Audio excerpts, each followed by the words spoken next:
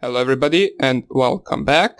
And in the previous video I showed you how you can install the tool correctly with all of the programs it needs, and right now we are good to go and we should be ready to run our first ARP spoofing attack on this tool.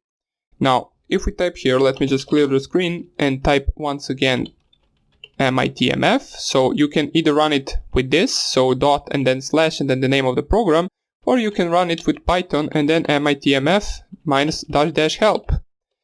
So it will run the same output, which is our available options for this program. So let us see what we should use in order to run the simple ARP spoofing attack. So if we scroll up, we can see first thing that catches our eye is this spoof right here. So redirect modify traffics using ICMP, ARP, DHCP or DNS.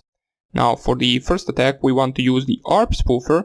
So what we would need to specify is two commands right here. One of them is the spoof, which is basically just loading the plugin spoof, and the next one is the --ARP, which redirects traffic using ARP spoofing. Now we already taught what ARP spoofing is, so you should already be familiar with what kind of attack we are running right here. Now there are a few other things that we also need to specify besides these two. As you remember in the previous videos where we ran with three commands the ARP spoofing, we had to specify the targets. Now right here we can run the ARP spoofing attack on all the targets that are on our local network. We do not need to specify the target, even though we can. For example, if you only wanted to target one PC, you could do that with --target command, I believe. But if you do not specify any target and you only specify the gateway, you will be ARP spoofing everyone on the local area network. So let's see how that works. Basically, as I said, we want to specify the spoof plugin, the ARP plugin, and also, let me just scroll up, I believe it's somewhere here. As we can see, there are a bunch of options right here. Also, what you need to specify is the -i for the interface, so we need to specify the interface that we are listening on, and --gateway for our router IP address. Let me see if it is really --gateway, here it is, so specify the gateway IP. Now we need those four options to run a simple ARP spoofing attack. So let's clear the screen and type ifconfig. We can see that my interface is ETH0. Now as I said before, you can use any interface you want. If you have connected your wireless adapter, you can use that interface as well. I'll be using this interface since that is the interface that I'm connected on the network. So let us start off with // and then mitmf.py. The first thing we want to specify would basically be the interface that we're running on. So let's type here -i and then ETH0, which is our interface. So after that, let's load the plugin spoof for spoofing attacks, and let's set that to spoof with the ARP protocol. The last thing, as I said, that we need to specify is the gateway with the --gateway command, and after that we specify the router's IP address. Now, if you do not know your router's IP address, you can simply just open up another terminal and type here netstat -nr. It will give you the gateway IP address, which is this one for me. You can also check the router's IP address with ifconfig, and it will also give you, let me just find where, it should give you the gateway. Well, never mind, it doesn't seem to give the gateway, but you can use netstat -nr and it will for sure give you the gateway IP address. So once you find out your gateway IP address, just type 192.168.1.1. and we will be ready to run the attack. So let me just show you once again with the command prompt and ARP-a command. We can see that currently, before we ran the attack, we can see that ARP-a gives a legit MAC address for our router IP. As we can see, 192.168.1.1 has this MAC address, and this right here is my laptop. And let me just find, okay, it doesn't seem to have the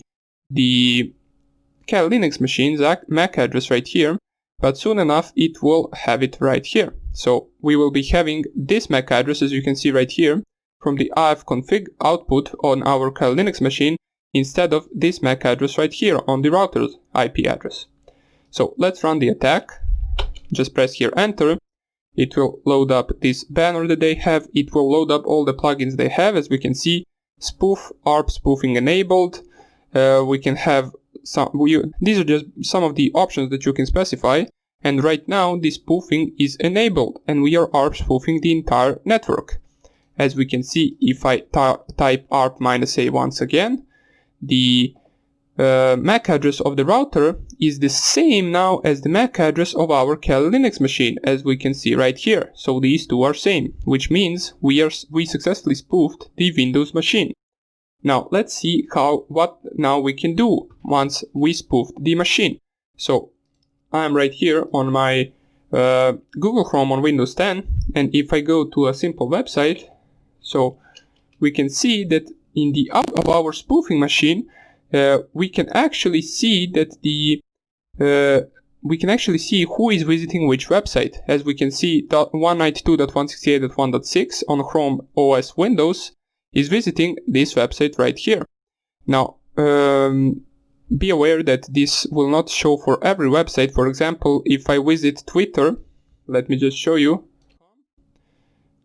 and I go right here, it will not show us that the target has visited twitter.com, since Twitter is on HTTPS over TLS. Now that is basically not yet vulnerable to the man-in-the-middle attack or to the decryption attack, so we won't be able to see which website is the target visiting. This will only work on HTTP websites and on HTTPS websites running over SSL, while performing the SSL strip, which I will show in the next videos.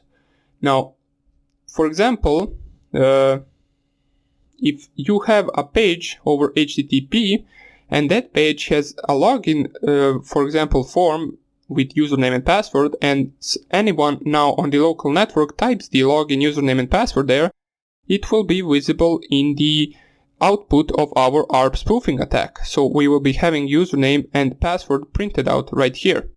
But if someone, for example, goes to the HTTPS website, as we can see right here, and goes to a simple login form, as we can see, it is HTTPS, and our target right here cannot really, or our program right here cannot really see that website since it is over HTTPS, and someone logs in over HTTPS, it will not print out anything in our output right here, since it cannot perform SSL strip since we didn't specify it yet. Now, in the next videos I will show you how we can actually gather the username and password from this website as well, even though it is over HTTPS, performing the SSL strip. So that would be it about this tutorial. This was just a simple ARP spoofing attack. So this simple attack will only work, as I said, on HTTP websites for now on, since we didn't really use the SSL strip option. So this is the most simple version of it, of the attack that we can do, and I will show you some of the more advanced versions in the next videos. Hope you enjoyed this video, and I hope I see you in the next one. Bye.